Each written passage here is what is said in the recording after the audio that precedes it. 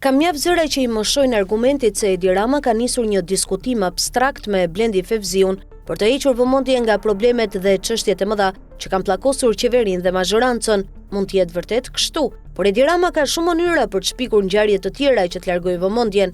Debati i stisur me Fevziun duket se nuk ka një shënjestër të qartë për të përdorur gazetarin e njohur si një mundësi çlodhjeje politike. Përkundrazi, shënjestrimi i vazhdueshëm i Fevziut tregon qartë se Edi Rama e ka personalisht me gazetarin e njohur dhe po e godet fort, duke kërkuar që të paraqitet në emision për të thënë diçka, ose siç thuhet në sallonet e Tiranës, për të ndaluar apo zbutur një as që Blendi Fevziu e ka nën mëng. Kush mund të jetë ky as?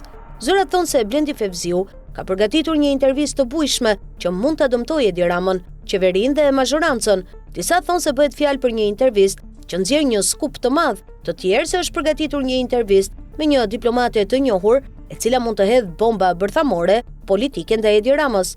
I gjendur përballë këtij fakti, Edi Rama duket se nuk dëshiron të qëndrojë indiferent. Nëse ekziston versioni një bombe bërthamore, ai kërkon t'i dalë të keqes përpara, duke u pozicionuar publikisht, ndoshta paralelisht ose bashkangjitur me intervistën bomb. Fevziu nga ana tjetër duket dukshëm më i qetë se Edi Rama, i cili po shfaqet i ngarkuar dhe insistues. Gazetari deklaroi se nuk do t'i përgjigjet më kryeministrit në distancë, por e pret të vinë në emision. Por kur? Kjo duket se është pyetja thelbësore. Edi Rama po ushtron presion të hapur, çka nuk lidhet me ndonjë shqetësim për ministrat e tij, të cilët i trajton si i gur shahu. Ajo që shqetëson realisht është frika nga një qëndrim i fortë diplomatik publik.